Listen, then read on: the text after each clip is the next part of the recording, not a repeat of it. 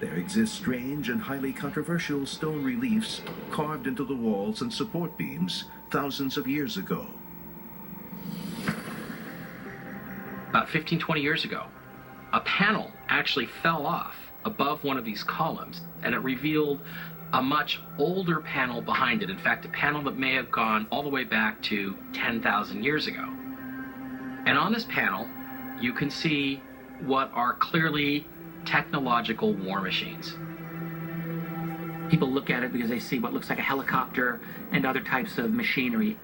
Some people think one thing looks like a submarine and so forth. These Seti temple images are fascinating. It would appear that we were, at some stage in the past, visited by somebody who had advanced technology. We don't know what these images show. We don't know what was in the mind's eye of whoever created those images, whether they're literal or just something from the imagination. Mainstream scholars are at a complete loss to explain how such images could have been imagined thousands of years ago. You have objects there that, by all conventional terms, would look like a modern-day aircraft. How could this be? Were they something that the ancient Egyptians saw? Experts in the UFO community believe the mystery can be explained by taking a closer look at the reason the Seti Temple was built.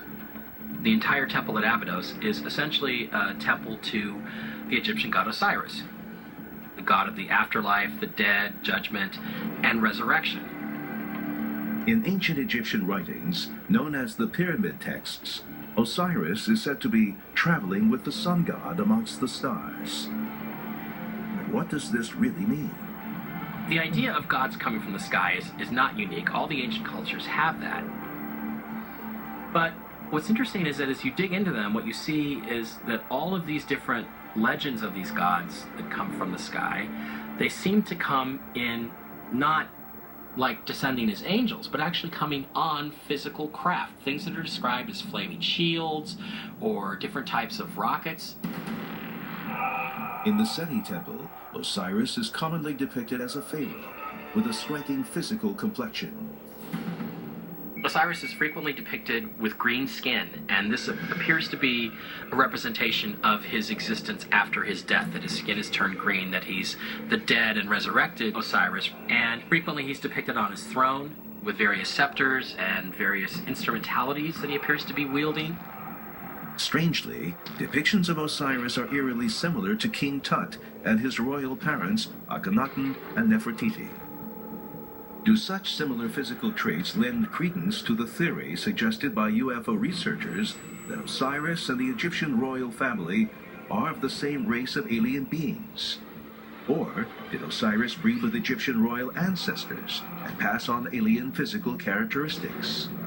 There's this deep connection between Egypt and the sky and space and aliens, and you can argue that, like, Osiris was in fact an extraterrestrial.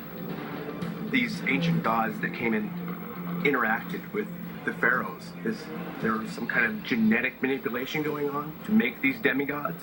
If so, what would be the purpose? Creating a ruling class to build their temples and their pyramids? For what reason is unknown. For UFO experts, the strange skulls depicted in the ancient Egyptian culture are a clear indication of physical interaction between Egypt's royals and UFOs. But what gets even more interesting is when you travel over 7,000 miles, halfway around the world, to discoveries made nearly 90 years ago in Paracas, Peru.